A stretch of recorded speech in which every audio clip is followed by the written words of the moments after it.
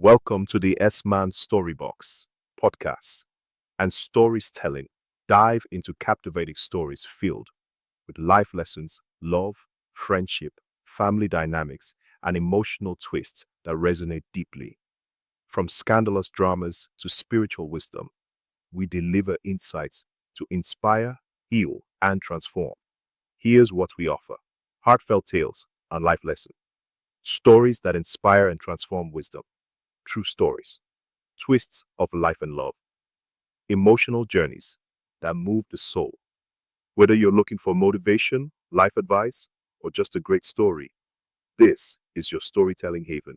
Subscribe now and join the S-Man Storybox family, because every story we tell could be the one that changes your life. Let's keep learning, growing, and sharing, one story at a time. Story: The Distant Drums of Home.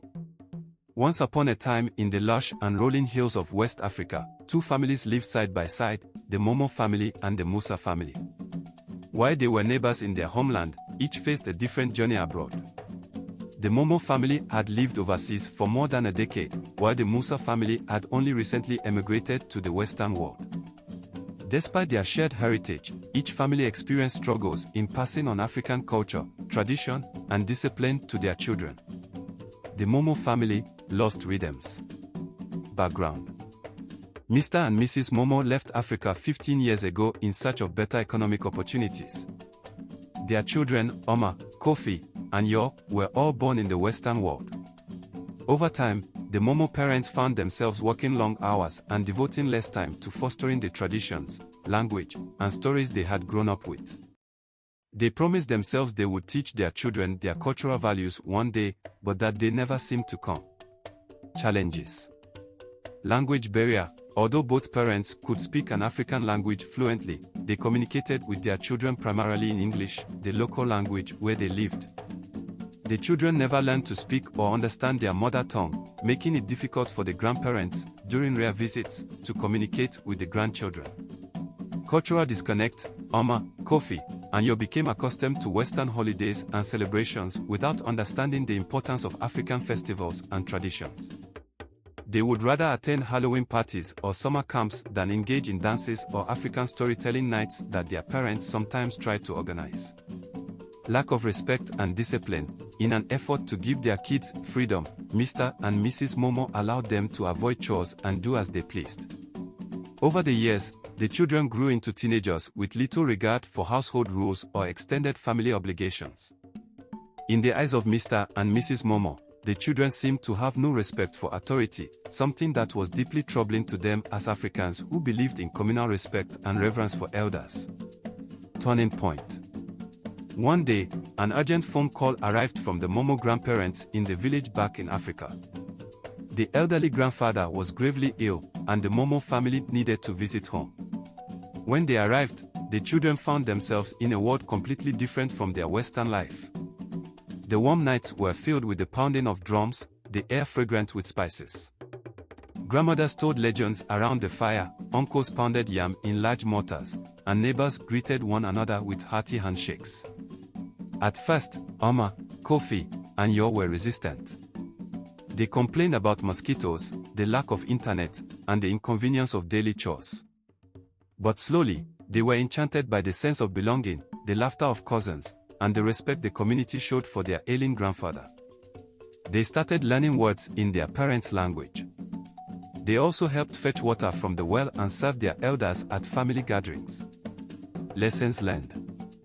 By the time the Momo children left Africa to return to the West, they had gained a deeper appreciation for their roots.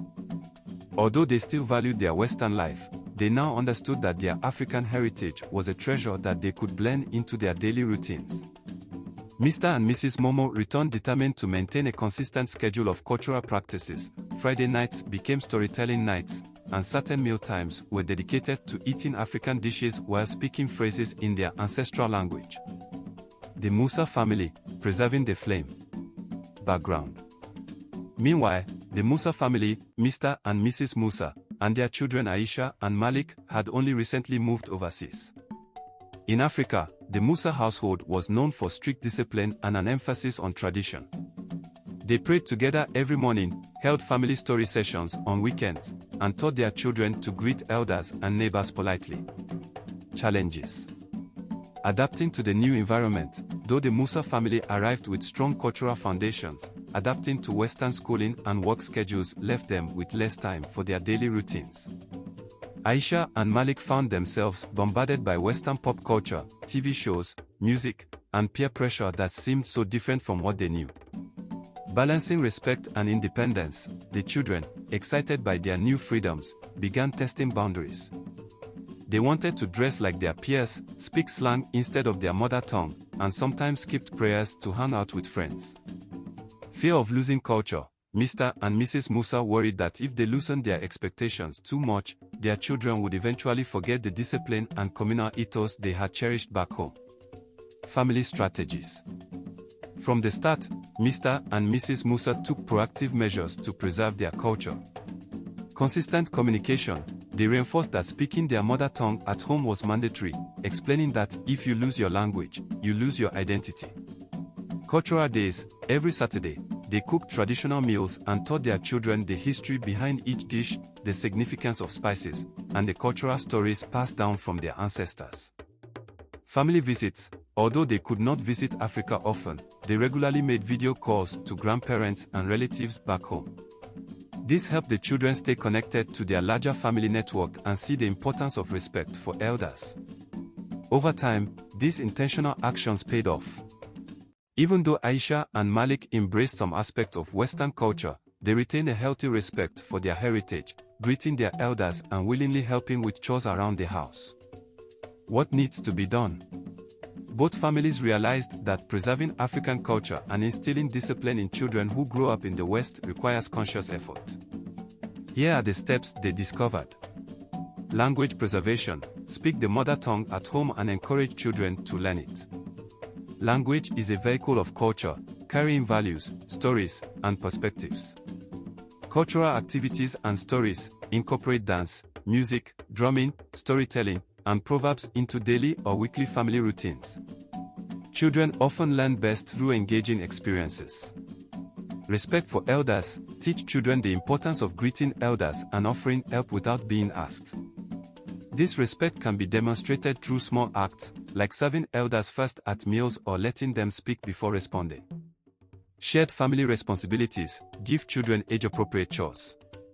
Participating in household tasks fosters responsibility, humility, and gratitude. Consistent discipline. Set clear boundaries about behavior, curfews, and academic expectations. A balance of love and firmness helps children feel secure and valued. Regular connection to extended family. Make use of technology for video calls or voice notes.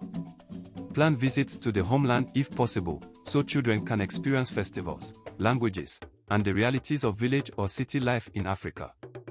Celebration of identity. Whether through wearing traditional attire, celebrating African holidays, or participating in cultural events in diaspora communities, remind children of their rich heritage and that being African is something to be proud of.